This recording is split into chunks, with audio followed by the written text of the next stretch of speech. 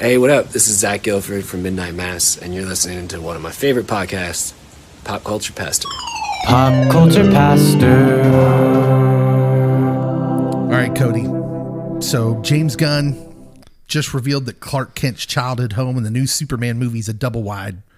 Because, you know, nothing says Man of Steel like a single bathroom and a questionable roof leak. Yep.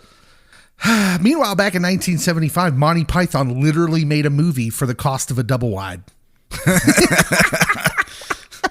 And we're going to talk about all that. You're not wrong. Yeah, this is Pop Culture Pastor, the podcast. My name's Dave. Cody's here. I am. And we're going to get to Monty Python and the Holy Grail because that is our Be Kind Rewind this week. But first, we got some news to get to. The news. And I'm going to make you wait for the Superman because we're going to talk about that new trailer. Sweet. But first, I need to talk about this because you're the expert here and I need to get your expert opinion. The WWE is asking potential host cities to pay $1.5 million for the rights to host John Cena's final match at WrestleMania. Is that? No. What's that going to be? It's just going to be a regular event, potentially. Oh, okay. Or it could be a PLE in November or December, but yeah. It's being framed as a weekend-long spectacle featuring community outreach, an Undertaker live show, a Friday night SmackDown broadcast, and the main event on December 13th, 2025. And it's sort of mirroring like this what the Super Bowl does. Yeah, so the Undertaker live show would be like a podcast, but okay. With Taker. Yeah, they're shopping this as like what the Super Bowl does, where they kind of take over. It engages the entire city that's hosting it. Yes. And Cody, is this normal or is this a new thing that the WWE is doing? Because I kind of think it's really smart. It is totally just for John Cena. Wow. He's that big, huh? So he broke Ric Flair's championship record of being a 16-time heavyweight champion. Now he's a 17-time heavyweight champion. And I would say had the difficult duty of carrying the WWE post Stone Cold and The Rock.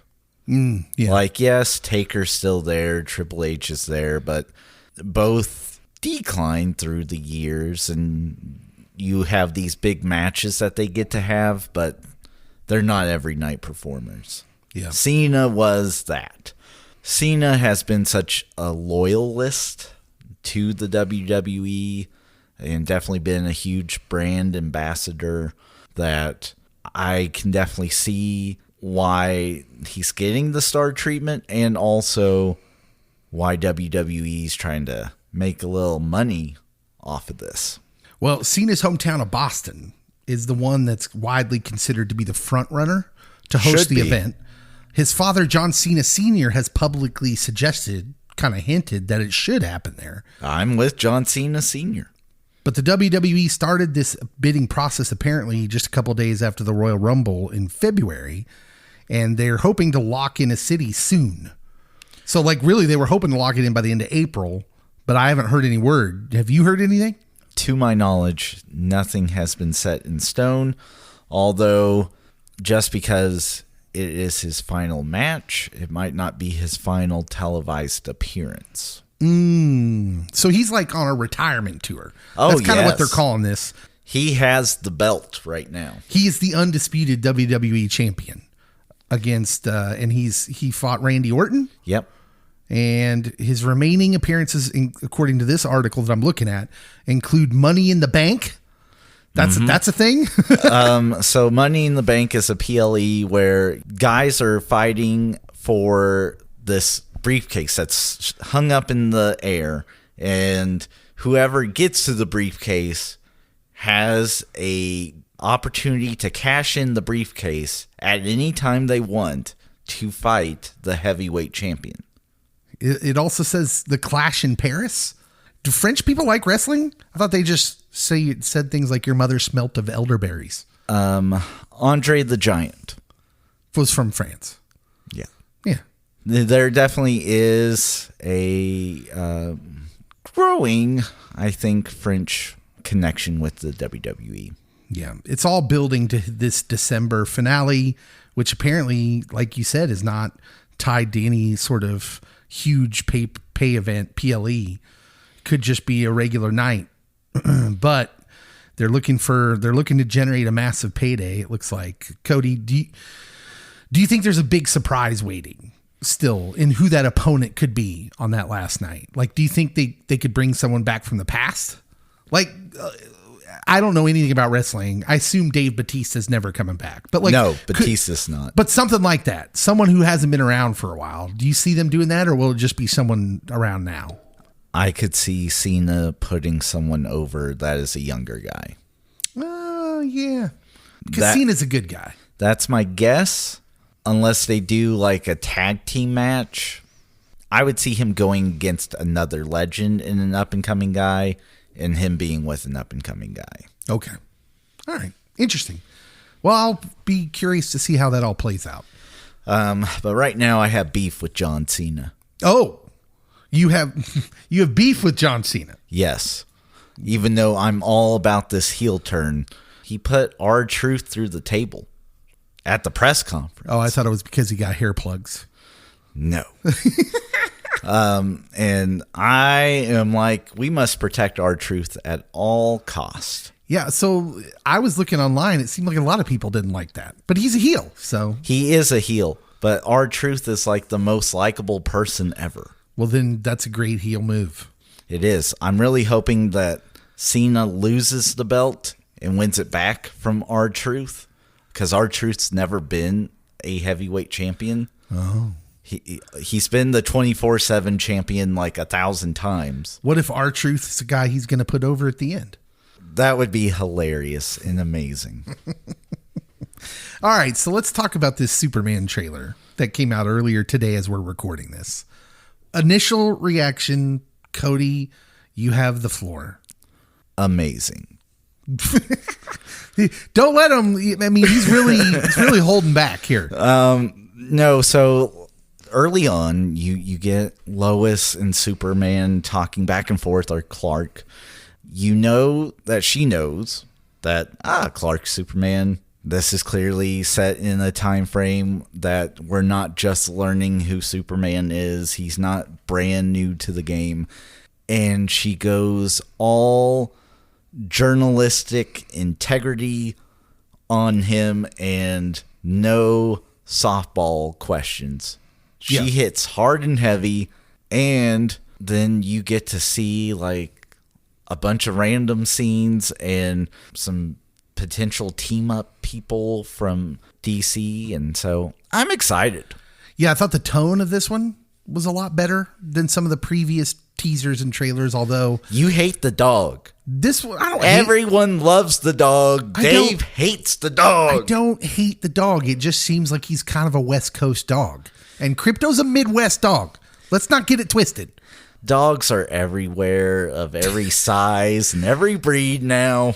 Listen, I'm here for what he wants to do with the new dog. I'm willing to give it a try. I'm just really had my heart set on old Crypto.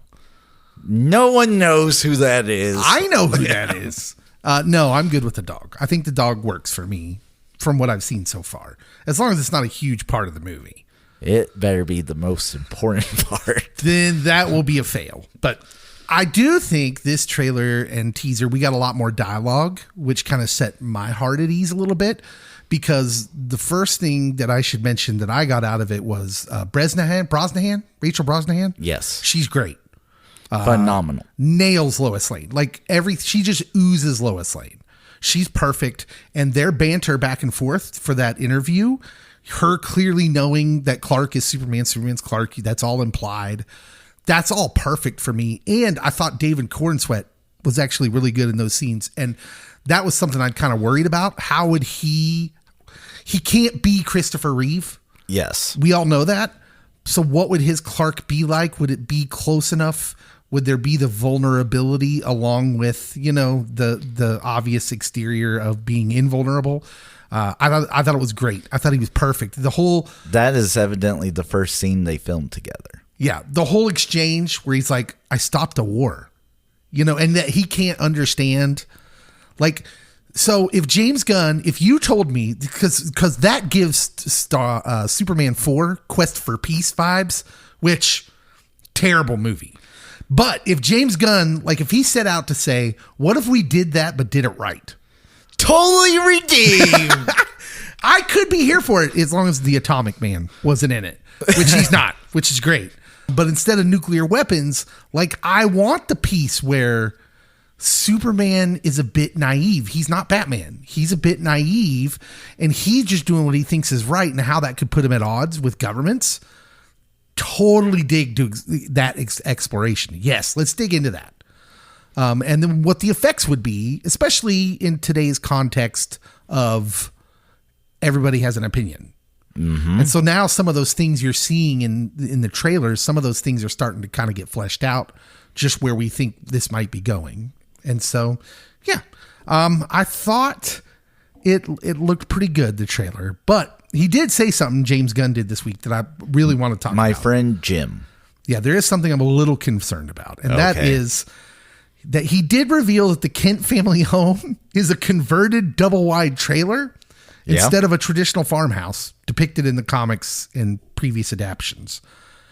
Gunn said the decision was inspired by the Missouri farmers he grew up around, which I want to say that's great, but I'm not interested in your context. I want the IP. I want Clark Kent's context.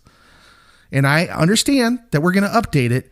I'll let him explain, because my problem is in the explanation. Okay, because I was going to say Kansas farmers, when I was growing up, which I would assume Superman would be around my age, they had double wides or converted double wides. Yeah, but a lot of them live in farmhouses, and that didn't mean they were rich, because he says he was aiming to ground Clark's upbringing in a more realistic, relatable setting rather than the sprawling, picturesque farms seen in previous adaptions, which I don't remember them being super fancy looking.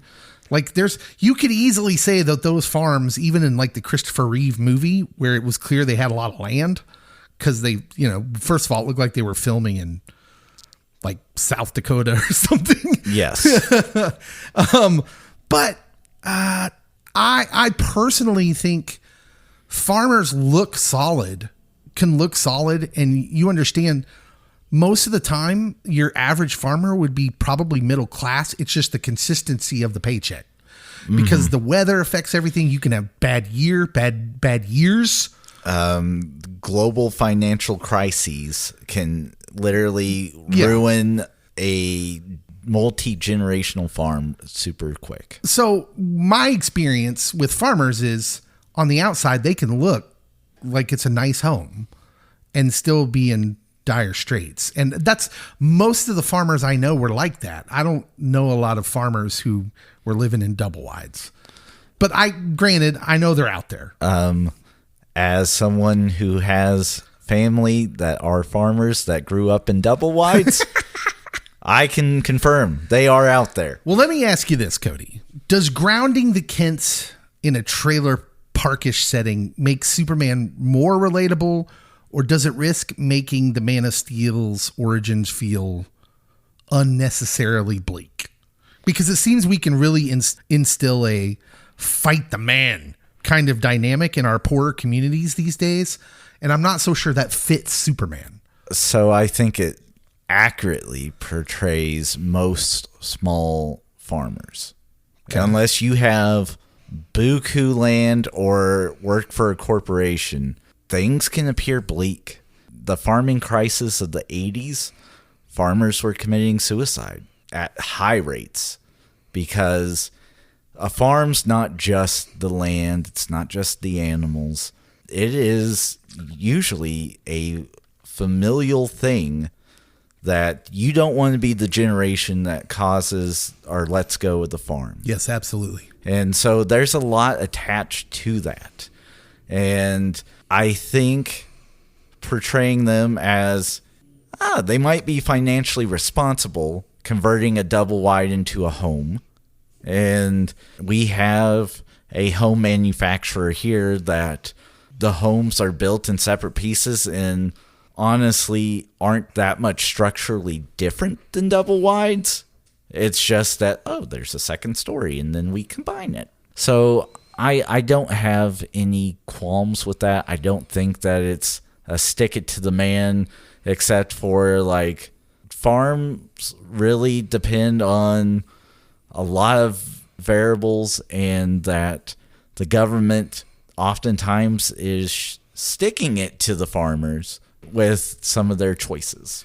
I guess my concern comes from the parents more than anything else, because in previous depictions of Superman, what you get is a Kent family they're not rich, but he's a hard worker. He works hard for his family, and they get by. One of them's the Dukes of Hazzard. But it presents a positive environment for Clark. And I think, so when you look at the trailer, it's clear they're making the Kents look poor. Pa Kent looks down on his luck, the little bit we've seen of him. He looks kind of rough, although we haven't gotten a real long look at him. And I worry about that because part of the naivety of Superman, of Clark, is that he's not familiar with the pains and the struggles of the world, because it's not that they're rich, but they're isolated. And I can definitely see that concern, but at the same time, I think he could have a good understanding of farming communities, but that's like night and day difference between them and Metropolis. Yeah. But looking down the road, it does present something kind of a cool, maybe, if you have a Superman who grows up poor in the way he interacts with Bruce Wayne, Batman. Because now we're getting to a place where, okay, because Superman's usually always the naive party in the Superman-Batman thing. Seeing a more confident Superman in their first engagement who's a little untrusting of a wealthy Bruce might be something you could play and riff off of. But again, I don't want to get too far away from the comic book character. Gunn wants to have his vision of Superman's origins more humble and grounded. He's pulled a lot of inspiration from All-Star Superman, which is a great comic run, known for its portrayal of Clark as kind of an everyman figure, which is kind of what he is. So yeah, there's mixed reaction online to that, as you might imagine. I will say the reaction to the trailer was mixed, but the people that have watched the movie, in their vague statements, it's been pretty unanimous across the board that this is an amazing Superman movie. Yeah. Listen, I liked the first half of Man of Steel, but I've never wavered and have consistently said it's a little too gloomy to be Superman. And so when I see the bright colors of this one in the trailer, I am hopeful. That cloud scene. Yeah. That was neat. It looks amazing. It looks great. And this trailer really highlighted that. So director Gil Younger that's someone. He directed 10 Things I Hate About You. That's a movie. He's planning a trilogy of follow-ups to the 1999 rom-com starring Julia Stiles and Heath Ledger. Do we need it, Cody? No. That's a cash grab. And I feel it's in poor taste. Not just a sequel, but a trilogy. 10 Things I Hate About Dating, followed by 10 Things I Hate About Marriage, and 10 Things I Hate About Kids. So you weren't a fan of this movie? My wife was a big fan. I mean, I'm good with the movie, but I'm also good with us just letting it be. I mean, obviously, Heath Ledger's dead. Yes. He's already said Julia Stiles isn't a character in these stories. So I'm like, okay, how is this connected then? You call it a sequel, you call them sequels, but if it's just brand new characters, why not just call it something different? Why does it have to be connected at all? And why does it have to be 10 things? That seems like a lot. Well, because then that seems to be the only connection. Cash grab. Let's not sully Heath's legacy, please. Yeah, Younger expressed interest in cameos for Julia Stiles or Larry Miller, who nobody remembers. Who? He was the dad. No one remembers that. I do. I remember Larry. That's shocking Larry Miller slander. I couldn't point him out in the lineup. He clarified, the director did, that the new films are not direct sequels, but spiritual successors. Well, yeah, we gathered that by your saying that none of the characters are going to be in it. That's lame. Again, why are we carrying the titling through? Why not just rename it a different thing?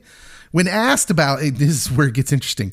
When asked about acknowledging Heath Ledger, Younger said the idea of paying tribute to the late actor is now on his radar, calling it a beautiful idea and stating he deserves to be loved. Cody, what? Should the director of this movie include a Ledger tribute, or are we risking feeling a little exploitive about a movie about dating and kids, and then just, that has nothing to do with the movie he was in, and throwing him in there?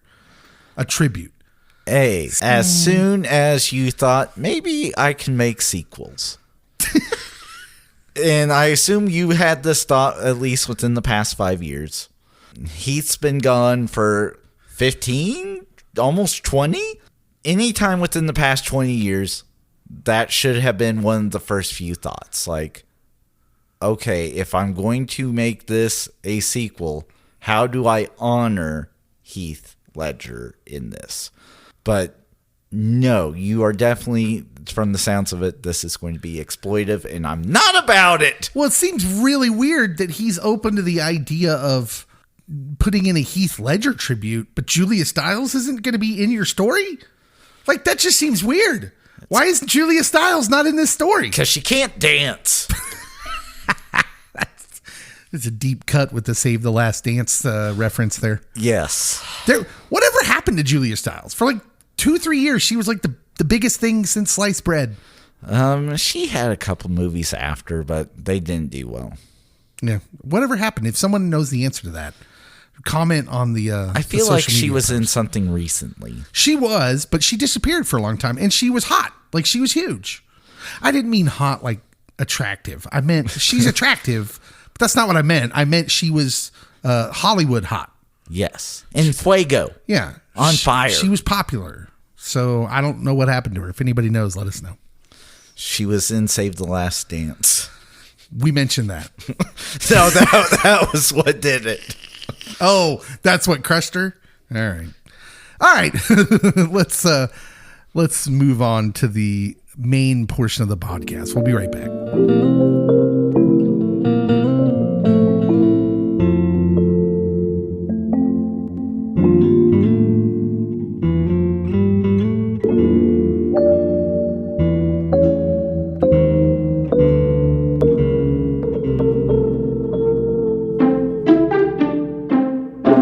Welcome back to Pop Culture Pastor. My name is Dave. This is my trusty assistant, Patsy. I am not Patsy. I am Concord or no horse at all.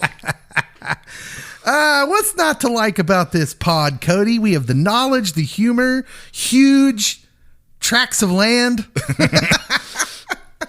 This movie's great. It is. So I honestly, this is a true story. My first truck I ever had, I named after a character in this movie. Oh? It was a 1996 black S10. It was known as the Black Knight. It's just a flesh wound. Perfect. It's perfect. And I can just imagine the way that truck ran. Yep. It was very spot on. Yeah. So it's good stuff. Man, I'll tell you what. Watching this movie today, I hadn't watched this movie in a long time. I can remember it took me back because I first was shown this movie, not when I was a kid, but when I was in middle school. Good friend of mine, one of my best friends growing up, his name is Marcus Begay. I lost contact with him. He's on Facebook up until COVID. And then, miss you, Marcus. Yeah, I think he got off Facebook because of the political stuff. But Marcus, if you're out there, you're listening, I miss you, buddy. Contact me. I don't blame you, Marcus. Yeah, he's a good dude, but he was the first person to introduce me to Monty Python and the Holy Grail, and I loved it from the first viewing, but I hadn't watched it in many years, and watching it today, it's just great. It's just so much fun. It's the kind of movies we don't seem to get anymore. We'll talk about that it's not a negative thing. I don't think it's because there's something wrong with these movies. It's just the skit shows that make movies like Saturday Night Live. There is a way that this one did it that proved like a roadmap for some of the better SNL ones. And we'll talk about that later on. But essentially, the very wafer thin plot of this movie is that King Arthur and his knights go on a quest looking for the Holy Grail. Cody, would you like to tell any of our non-religious listeners what the Holy Grail, and people who've apparently never seen Indiana Jones and the Last Crusade, please explain what the Holy Grail is? Allegedly, the Holy Grail is the cup that caught the blood of Christ, or was the cup that was used at the Last Supper. Yeah, there's all these legends, and especially when it comes to King Arthur legend stories, it's a big part of that. Yeah, but if you ask Dan Brown, please don't ask Dan Brown. Please, it's something else. Dan's a great writer. He's very imaginative, wonderful stories. But it's important to remember it's fiction. That's fiction. And there is no proof that the Holy Grail ever existed, but it is definitely something that gets brought up throughout the Crusades and into pop culture now. Yeah. And it's a part of one of my favorite pop culture stories. Indiana Jones and the Last Crusade. Yep. Plays it seriously, and I love it. I love every single minute of that. Here, it's played more for laughs. And I'm here for it. Yeah. And it's good being a part of a faith where we can laugh at ourselves a little bit. Yes. And we don't have to get all offended and all that just because someone's having a little fun. Here are some cool tidbits you may not know about the throw production, it at me. About the production of the movie. The production, there was a castle shortage. As it happens every time I want to film a castle. Amazingly enough, in the 20th century, there was a shortage of castles. The production initially planned to film at various castles across the UK. However, the Scottish Department of the Environment denied permission. Apparently, fascist. Apparently, there's a lot of them in Scotland, and they deemed the film's comedic nature inconsistent with the dignity of the historic structures. Touche. As a result, most of the castle scenes were shot at Doune Castle, using different angles and set dressings to depict the multiple locations. That makes sense. The killer rabbit, the infamous killer rabbit of Caerbannog. Yes. I think is how you say that. The crew used a real white rabbit, like it was a real rabbit. Tim the Enchanter warned them. And he did. I warn you. And to simulate blood, they applied red dye to the rabbit's fur. But the rabbit's owner was not informed about that and was reportedly very upset upon discovering the dye, as it was difficult to remove. Yep. That would be a thing. I've always said you can't trust those Monty Python guys. Causing problems. John Cleese, who portrayed Tim the Enchanter. Love John Cleese. There's kind of an elaborate scene there where he's like causing explosions that are clearly real. Like this is 1975 and they had no money. So these were not special effects. They were like actually using pyrotechnics on a mountaintop. But the combination of strong winds and his flowing cloak apparently posed a real danger.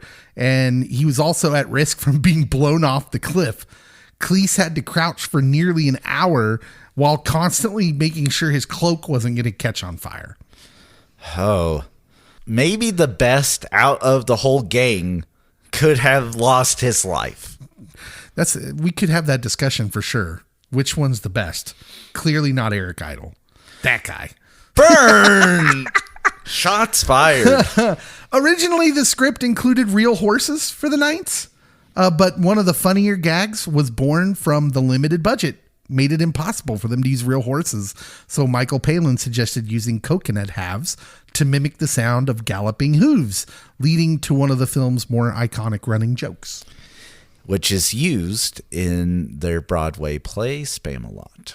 When do you want to talk about Spam-A-Lot? Because Cody's like seen it on Broadway. I have. Do you want to wait closer to the end? We can talk about it at the end. Okay.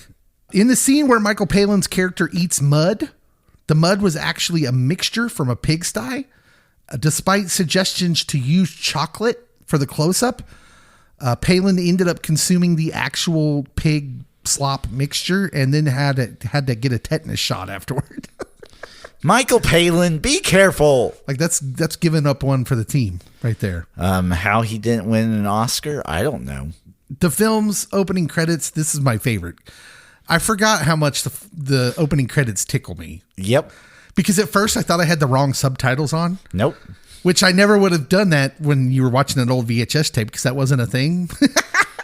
This is true. But here I immediately started scrambling for the remote till I remembered, oh, they play around with the captions here. They do. And then people are named after animals. The opening credits, which features absurd fake Swedish subtitles about moose, were a creative solution to budget limitations. Unable to afford elaborate title sequences, the Pythons opted for this humorous approach, parodying the style of foreign art films at the time. So growing up, I knew several people that are like, these guys are just idiots. This is stupid. I don't know what kind of people you were hanging out with. They all went to Oxford and Cambridge. That's where they went. Yeah. They are like ultra smart dudes. Yeah, let's be really clear. This is not dumb comedy. This isn't Naked Gun. This is an Airplane. And like, look, no offense if you like Airplane, Naked Gun. I liked him too. There is offense. But that is like a slapstick kind of a goofy, dumb comedy. Like the Three Stooges is dumb comedy. It's slapstick. Mm-hmm. It's fall down, go boom. Chris Farley did that a lot. And I love Chris Farley. But let's be really clear. This is highly intelligent comedy. It is. There's some real under the radar, subtle, smart gags in this. Very much so. There's some really simple, not so subtle, manly, simple gags too. There are. But there's a good combination. All right, that's all my interesting tidbits. Should we Muppetize the movie? Yeah. You Muppetize this thing, Cody. Okay. So I'm going to keep an actor, Terry Jones, who played Sir Bedivere. Oh, that's an interesting choice. It's also one of the three-headed monster heads. Also Dennis's mother, and was Prince Herbert. I really like how he enunciates as Sir Bedivere, and that's really the main reason that I am keeping him, especially when he goes up to the old lady and starts trying to say knee, but says no. It makes me laugh every time. Cody's a simple man. I am. Kermit will be King Arthur. Okay. He has to be. Sir Gonzo will be Sir Robin. Rizzo the Rat is the minstrels of Sir Robin, who bravely ran away. And then I am going to have Fozzie Bear as all John Cleese's characters. All right. Just because you need someone really comedic for John Cleese's characters. You do. And Fozzie's it. Sir Galahad will be played by Beauregard, the janitor from The Muppet Show. Oh, wow. Deep cut. It is. Deep cut. Zoot will be played by Camilla the chicken. Man, you are going deep into the cast. And that is where I end. Okay. I went a different direction. I'm keeping King Arthur, played by Graham Chapman, and then all the other. Apparently he was the voice of God. He was the voice of God. He was also one of the heads of the three-headed monster. So I'm keeping him because I just feel like he's like the center of the movie in a lot of ways, even though he's like not a part of some of the best jokes. He's kind of like the straight man in a lot of scenes. And I love him in this movie, by the way. Yeah. So I'm going to go with Kermit as Galahad. Because I feel like women were always throwing themselves at Kermit as an ongoing gag to make Piggy jealous. So that whole scene becomes gold with Kermit. Especially if Piggy's around. She would like break the fourth wall, like break character, because she'd be getting jealous of, the women throwing themselves at Kermit. I'm going to go Gonzo as Sir Robin. Hey, we agreed. Yeah, because it's great because he's always got chickens around. So it just works. It does. And I'm going Bobo the bear Now, Bubba the Bear is a little bit lesser known, but he was Tex Richmond's henchman. Yes. He looks like a grumpy. He's not like Fozzie. He's kind of like a grumpy big grizzly bear. I'm going with him as Sir Lancelot because it makes the wedding scene a lot funnier if it's a bear. So that was my Muppetize the movie. Cody, what holds up for you? This movie's so quotable. By the way, 50 years old. Does that even seem possible? It doesn't. But the dialogue in this movie mostly holds up. There are some scenes where I'm like, well, that is not going to hold up in our court of modern opinion. Yeah, we'll get there. But, I don't have big complaints, but there were a few that I noted. But this movie so quotable. I love it. I mean, you can quote The Black Knight. Anything John Cleese says is quotable. Honestly, for people your age up to my age, this is like one of the more quotable movies that you'll hear randomly. Yes. Still, to this day, 50 years later. I mean, this movie came out before I was born, Cody. It came out before I was born. Yeah, but okay. I understand that, but I'm older. What's your favorite quote? Like if you had to pick one. I think the one I go to the most, because I don't know if I can pick a favorite, is your mother's a hamster and your father smells of elderberries. The French insulting guy is hilarious. Like there's just something very basic and very funny about that. I absolutely love the entire conversation between King Arthur and the like socialist guy. Yes. But in particular, when he's like pressing him on like, who are you? Why are you king? And King Arthur says, the Lady of the Lake, her arm clad in the purest simmering samite, held aloft Excalibur from the bosom of the water, signifying by divine providence that I, Arthur, was to carry Excalibur. That is why I'm your king.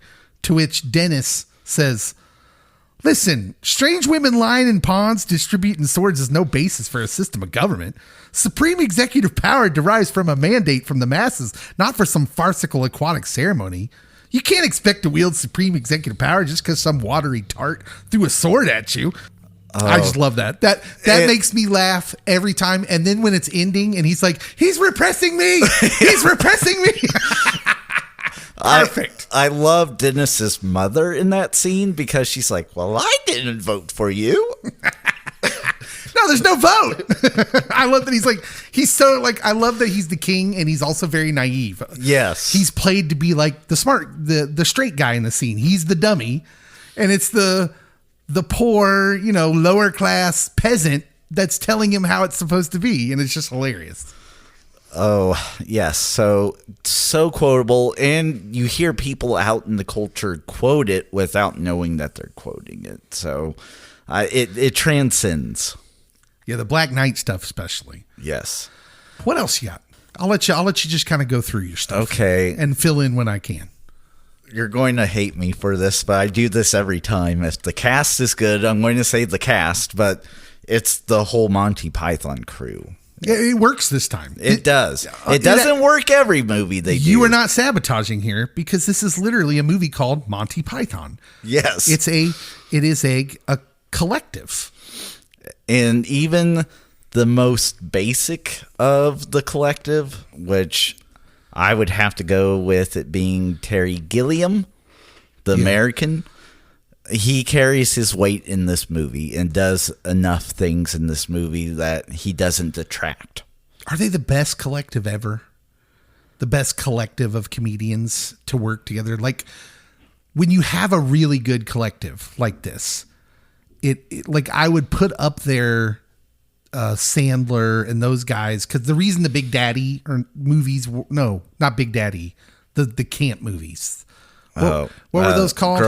Grown-ups. The reason the grown-up movies work is because of the collective, not because of the writing, clearly. Yes. But the reason the collectives are good is because they're almost like family, and their jokes are so well known to each other that they play off each other so well.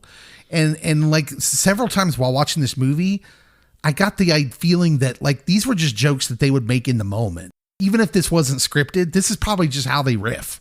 Oh, yeah. And like I said before, highly intelligent dudes, to think that they not only starred in this, but they wrote, directed it, and like edited it. It's impressive. Yeah. And made it evidently on the budget of a double wide. Anything else? Or is that it for you? Oh my goodness. There's so many scenes that just stand out. Yeah.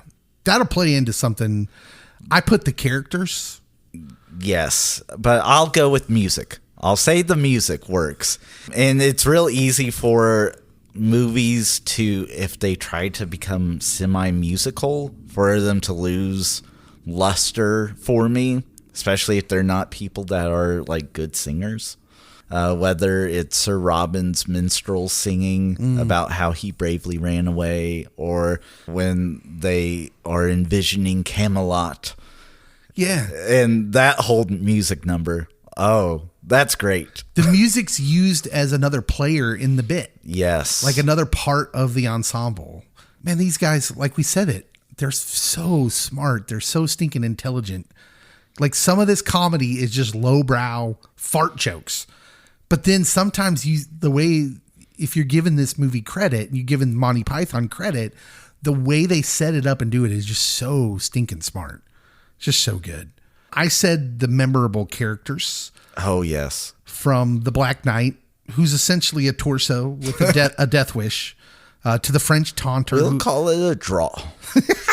The French taunter who we talked about, whose insults are so bizarre, they're funny. They're characters that aren't just memorable. They're like iconic. They're eternal. Like you said, people quote these characters even if they don't even know what movie they came from. The knights who say "nee." It's just a flesh wound. Like how many times you see someone take a fall, yes, and some random person be like, "It's just a flesh wound," and they probably a lot of times don't even know what it comes from. The knights who say "nee," a group so hilariously random that they're referenced a lot. It's a perfect example of comedy that shouldn't work, but totally does because they commit to it. Tim the Enchanter might be my favorite character, the one that's warning them about the rabbit.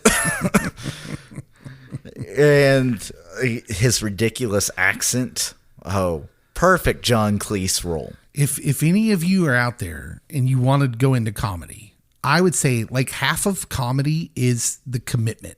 To the bit.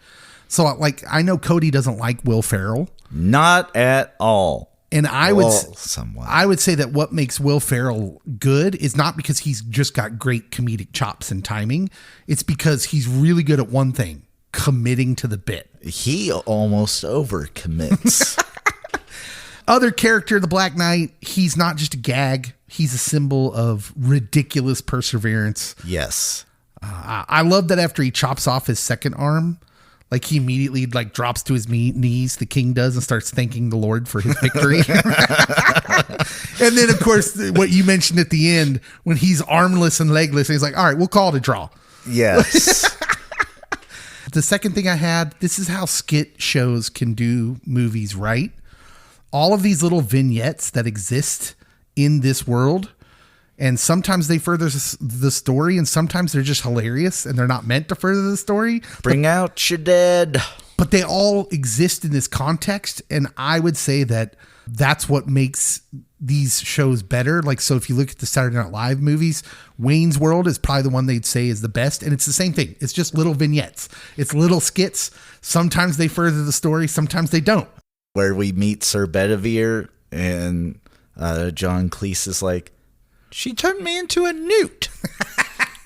Got better. And by the way, another great lesson of comedy. Let it breathe. Yes. Like, I love that they all just look around and they're all just kind of staring at him for a few seconds. And he's like, well, I got better. Like, that is perfection, delivery and patience. Skit shows. I think another cool thing about skit shows is they capture the comedy of the time that they are performed in so well. Like you could watch any old Saturday Night Live without knowing what year it was in, and by the time you're done watching the show, you'll know roughly what time frame you're in. The context is there. I think we should all have minstrel singers. that sing brutally true songs about us as we move around in Yes. life. I feel like I would be Brave Sir Robin in a lot of ways, where my singers would be singing brutal truth. And I'd be like, can we not? Can we just not sing that part? I do. So I'm not like overly thrilled with the animated parts where they clearly are limited on budget, but it is funny when they're like, and they ate Sir Robin's minstrels and they rejoiced. And then there's no yay. Yeah. The last thing I have that really stuck out to me today as I was watching it, when I watched this when I was younger, when I was just experiencing it, I don't think I noticed this, but the meta humor that's in this. So Yes. you're watching this epic, surreal quest for the Holy Grail. Knights are charging, music swelling, and then bam, the cops show up and arrest everyone. It's the ultimate gotcha moment that says, you thought we were serious? No. The historian gets brutally murdered mid-documentary style narration at some point in the movie, and it's like you wonder, oh, is that ever going to pay off? That was weird. I mean, funny, but weird. And then they come back here at the end here, and you get this like, yeah, it's just hilarious. The meta-ness of that. It really comes to this point. It's kind of deep because you're like, am I, the watcher, supposed to believe that all these dudes were nuts? Like this was happening in the real world this whole time? And all these people are crazy? Somewhere. But there's a lot of meta stuff in here. So the constitutional peasant scene. Oh, great lines. I mean, you get a full-blown Marxist lecture Yep. in the middle of your medieval comedy. You got peasants talking about anarcho-syndicalism while shoveling mud into their face.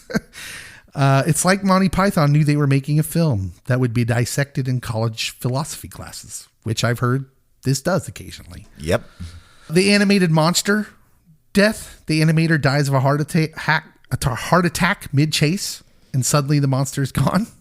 Rest in peace, Terry. It's a fourth wall breaking joke that screams we ran out of budget. But don't worry, Terry's still with us. So anything else that holds up for you? I think that's it, because I have hyped up a lot of things. Okay. I have a very few nitpicks. We'll call it what doesn't hold up. But I think this movie is such a classic that for me, I really had to kind of dig. And they're all going to do with like timeliness of the comedy. Okay. But I'll let you go first. So I think for me, I was definitely nitpicking to find things. I think you'd have to. And it's just the time and the political correctness that we are observing it in, because I don't think 10 years ago I would have picked up on some of my issues with some scenes, or 20 years ago. So it's very much an us now. Yeah. Like Sir Galahad goes in, and the doctors are quote unquote doctors are trying to remove articles of clothing, and he's clearly saying no. Yeah. Well, he's Sir Galahad the Chaste. Which, oh my goodness, it's hilarious because the point that he finally is going to break, then Lancelot shows up. Yeah, he's fully broken. He's like, Yes. wait, no. But yes, like, Well, talk about something that changes by the age you watch it. Because when I watched it as a young man, I was like, Lancelot, you fool. yeah, But now I'm like, thank you, Lancelot. yes, get us out of that cringy situation, Lancelot. Thank you. And then Herbert's dad, the king of the swamp. The way he treats Herbert, and also his new legally bound daughter / her dad, who looked like he was going to get better, but then felt the cold, swift hand of death. Also might be the most accurate depiction of medieval ever Yes. in the whole movie.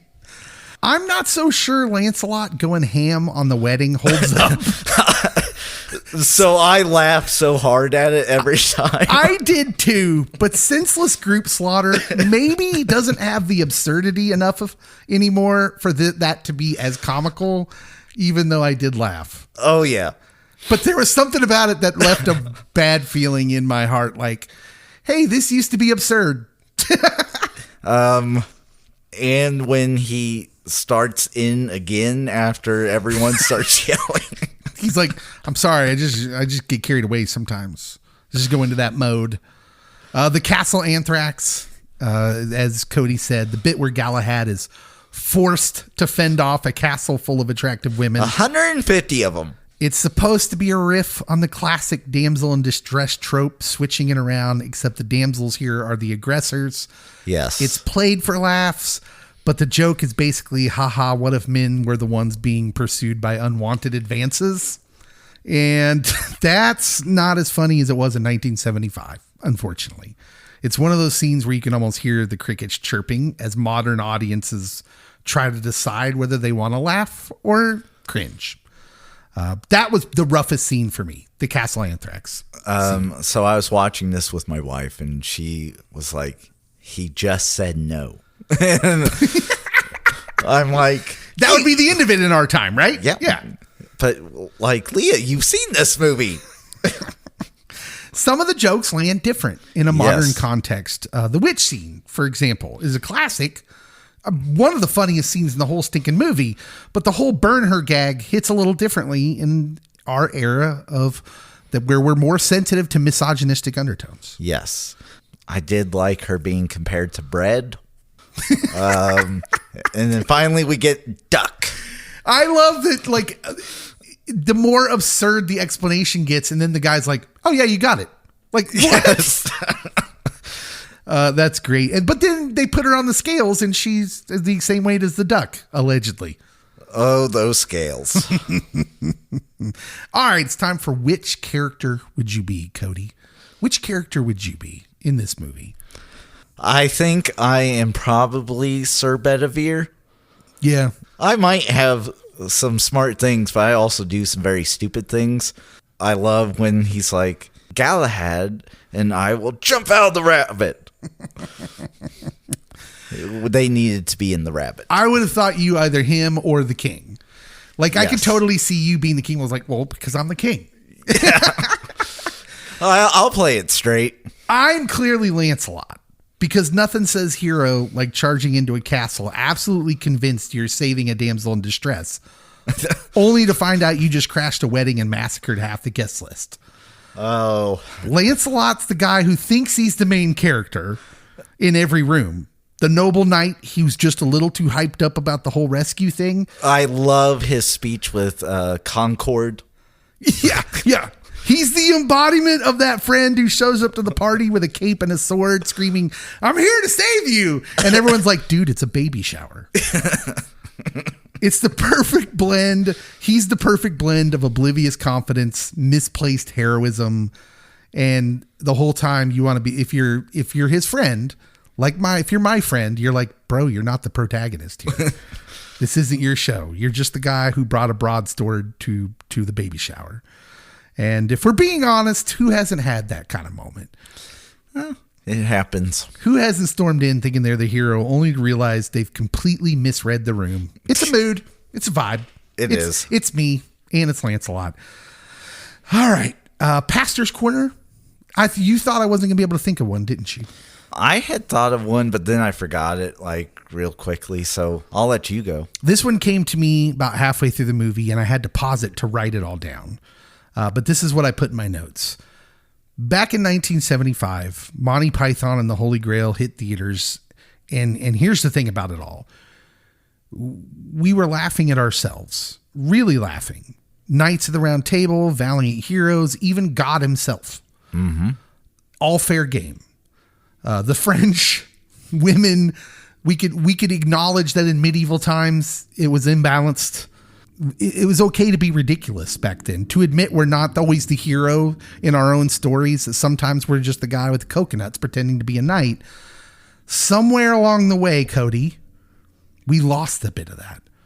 Now we're so quick to defend ourselves, to get offended, to take every joke personally. But what if we brought back some of that humility? This ability to look at ourselves with all our flaws and foolishness and just laugh. Proverbs 19:11. I don't bring Bible into this a lot here on the pod. And if I'm going to bring Bible into it, if you're not a believer, Proverbs is the best, because there are people who read Proverbs, very successful people who are not religious people, but they read Proverbs and they give it credit. Wisdom literature. And that's what this verse is about. A person's wisdom yields patience. Now listen to this. It is to one's glory to overlook an offense. Good stuff. I love that. I love that. Maybe it's time we stop taking ourselves so seriously and start seeing the comedy in our own misadventures. Because if a guy can lose both his arms and both his legs and say, yeah, we'll just call it a draw, surely we can handle a little ribbing. Hopefully. Yeah. So that's the pastor's corner. That's my deeper theme. I like it. Let's get humble and laugh along the way. Who is your winner of the episode? I'm going to go with the weakest link, Terry Gilliam. The American? The American. So the reason I am going with him. Is it because he's in Fish Called Wanda? No. Shockingly. It's because of Monty Python's success that he's allowed to become a director on bigger projects. And he comes up with some cult classics, really. Name them. Fear and Loathing in Las Vegas being one. Brazil, 12 Monkeys, Time Bandits, and Heath Ledger's last movie, The Imaginarium of Dr. Parnassus. Yeah. So if you ever watch a Terry Gilliam movie, they're so weird. They're trippy. He definitely has a style, but you can also tell this guy is intelligent. And being the lone American in this British troupe, it's impressive that he got to stick around, and then he also comes to launch his own career. I mean, for as funny and as intelligent as these guys are, some of them you don't really hear much outside of Monty Python. Yeah. The two big ones that you do is Eric Idle and John Cleese. Mm-hmm. And so those two, you could point to them, but I went off the beaten path. Yeah, this movie is so iconic, and this group is so iconic that I don't think there's a wrong answer here. Like, all these guys are all celebrated, successful, and then this allows them to just kind of go out and do their own thing. Mm-hmm. So yeah, you couldn't have been wrong with any of them. I went way off the beaten path. Stick with me here. The winner of this movie is the historian. Is The Office. Before Monty Python and the Holy Grail, British comedy was quirky, clever, but mostly stuck on UK screens. Yep. Enter the Pythons. These absurdist jokers that took that dry, satirical humor, slapped it in medieval armor, catapulted it across the Atlantic. Suddenly, you got Americans quoting all the lines, arguing about unladen swallows. Holy Grail Cody is not just a comedy. It's a blueprint for that kind of British deadpan, that self-aware humor that would later define shows like The Office. So think about it. Awkward silences, absurd situations played completely straight, characters with zero self-awareness. Does this sound familiar? It does. Especially, it helps that The Office is a British spinoff. Exactly. The DNA started with Monty Python. It's the ancestor of The Office, Blackadder, every other British comedy that leaned into the awkward, the absurd, the downright ridiculous. And for that, British comedy and The Office is my winner of this movie. I would agree. Yeah. And I'm thankful for it because I love The Office, British and American. My winner was almost John Cleese, honestly. I mean, from a Hollywood sense, he probably would be the most successful. Even though Terry Gilliam's directed a lot of movies, John Cleese has been like in front of the camera. Yes. And he was amazing in this movie. Like, his delivery alone in like several scenes, chef's kiss. I mean, he's amazing in most everything he's been in. He's just really good. Who's your loser of the movie, Cody? This should be interesting. So I think my loser of the movie is people that are hung up on the more slapstickish humor. That like they don't see the smart, the intelligence in this. Yes, and so based on your opinion of Monty Python and the Holy Grail, I can tell like what movies I can probably reference comedy-wise if you are into comedy movies, and which ones I can't. Yeah, don't lump this in with the airplane movies, Naked Gun. No. We are not the same. No. I mean, I can quote Airplane, and I laugh at several scenes in Airplane, but at the same time, I would rather watch Monty Python and the Holy Grail. Agreed. So if this isn't your cup of tea, you have probably lost this movie. Sorry. Yeah. My loser of the movie, well, I got to explain a little bit. You do. It doesn't get more British than Monty Python. It does not. They're as British as tea and crumpets. I don't even know what a crumpet is. Don't need to. But the UK film establishment that failed to finance this movie, they're the loser because they missed the boat. They saw a bunch of TV sketch comedians with coconuts and a shoestring budget and said pass. So the Pythons had to beg, borrow, and hustle money from rock bands. Rock bands financed this movie. Cody, Pink Floyd. My guys. They had to hustle this money together, and then they got it made, and then the American college crowd embraced this movie, turning it into a cult classic and a cash cow. And the Brits, they let one of the most influential comedies of all time slip through their fingers. They could have had a slice of the pie, Cody, but instead, they got nothing but a flesh wound. Exactly. And that's what they deserved. Yes, exactly. This movie is classic, and it should have been the pinnacle of British entertainment. Should have been. All right. How many coconuts out of 10 are you giving this movie, Cody? For an older comedy movie. Oh, he's got layers. I do. I think I'm going to go a solid 9. Mm-hmm. It clearly has withstood the test of time. That there's definitely scenes that hold up, that most people are going to laugh at. Even if you don't get the humor, you might chuckle. And it's a deep movie, even though it is supposed to kind of be just a silly comedy. Like you said, there's just a lot of meta humor involved in like philosophies and governmental styles. It's bananas what they put into this movie that was supposed to just be like a medieval comedy. Yeah. Yeah, I'm going to give it a 9.5. This is iconic. This movie's great. And as I was watching it today, it's like an hour and a half. Yeah. It doesn't overstay its welcome. Like when you're doing these vignette style skits style movies, it's really easy for you to overstay the welcome, to just do a couple that could have been thrown out. But everything here is great. It works. And there are scenes where they're like, hurry up. Yeah. The movie's in on the joke. Mm-hmm. Like you think they're about to go into this really heavy expositional, very smart kind of comedy where a guy's like, giving a Marxist philosophy, and it gets interrupted by a crowd go like, just go already. Yep. Perfect. It's just so funny, and it moves. It's iconic and everything. And when you understand like where these guys were and where they are now, it's just perfect. I think it's as close to a perfect comedy that has nothing to say and a lot to say all at the same time as you can get. And that's how the Monty Python guys are. Yeah.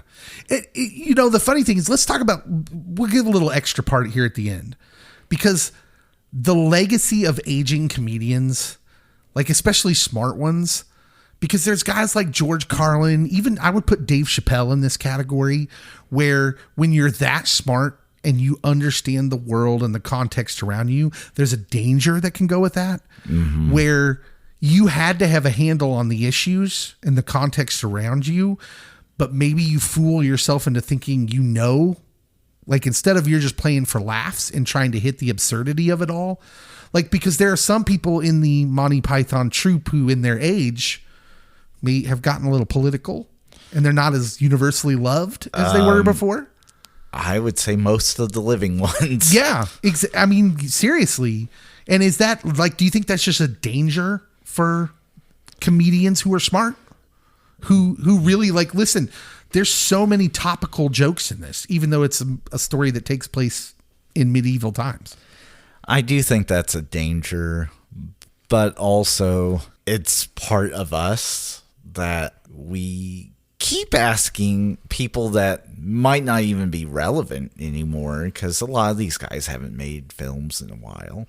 We keep asking them questions, putting a microphone in front of their face. Yeah. When really they're like old men. Yes. And also we do like to tear down, sometimes to build back up, but oftentimes just to tear down because you've been too high on your horse for too long. Well, I think about guys like Dave Chappelle. I kept thinking about him, thinking about where the Monty Python guys are now, and especially in this political sense, because I think if you just look at Dave Chappelle's comedy from where he started to now, he got more real to where he's doing really Carlin-esque, really biting, looking at the context and the reality that we live in type stuff. But did he keep going too far? Like, his comedy changed where he tends to, it turns more to I'm right about something instead of making fun of all of us and everything and ourselves. Yeah. Which, if you go on in Monty Python's movies, you see where I'm going. Like, The Life of Brian. Life of Brian, The Meaning of Life. Mm-hmm. There's definitely moments in those movies that are laugh out loud, hilarious, memorable, but then they also are trying to land at home like, I'm right about these various things, especially when it comes into the world of belief. Yeah. So, before we close. Yeah, you're going to tell me about Spam-A-Lot? Spam-A-Lot. Yeah. Which was Monty Python and the Holy Grail based, but they did sing and whistle the song from The Life of Brian, Always Look on the Bright Side of Life, written by Eric Idle. When I went, it was 2006. Anybody we know in this show? There were some people that were in the show that were supposed to also be, there was also supposed to be someone there that was on vacation, unfortunately, when I went. So the person that was on vacation, that was King Arthur, was Tim Curry. No! I missed Tim. Oh, that would have been amazing. But instead, I got Niles from Frasier. David Hyde Pierce? David Hyde Pierce. And all through it, I'm like, that guy's on Frasier. In true Cody fashion, he's like, Niles! But, it was hilarious. There was more musical numbers, but there were some of the musical numbers from the Holy Grail, and it was great. I'm not a huge musical fan, but that is the best music. Okay, it's the second best musical I've been to, because like you've only been to two. Well, no, a night or two before that, I watched Wicked on Broadway. So yeah, you know what's funny is I wouldn't say I'm a big musical guy either, but I've been lucky enough to see a few now. I saw Wicked in Chicago. I've seen Hadestown, which was amazing, and every time, even though I'm not like my daughters are huge fans of Broadway musicals. They just love them, everything about it. They listen to them constantly. They watch them. I'm not a big fan, but I always have the same feeling. Even though I can recognize the difference in quality in some of them, I'm always blown away by the talent. Just absolutely blown away. I think it's one of our best mediums of entertainment, if I'm being honest. There were some other people that were in it that were like semi-famous, but like not Niles famous. Not Niles famous. You probably shouldn't mention those people because they're going to be like, well, what am I even doing? I'm not David Hyde Pierce famous, then I don't want to be anything. Exactly. All right. What do you guys think about Monty Python and the Holy Grail? Is it one of your iconic comedies of all time? I think it's safe to say it's Cody and I have it up there. Yeah. We love this movie, loved it for a long time. 50 years old. Tell us what you think in the social media posts for this episode. And of course, as always, subscribe, share our stuff, share it with your friends, tell people to subscribe and follow us on social media. That all helps us get bigger, helps us do more things. We love you guys. We'll see you next week. Pop culture pastor. Pop culture pastor. Pop culture pastor. Pop culture pastor.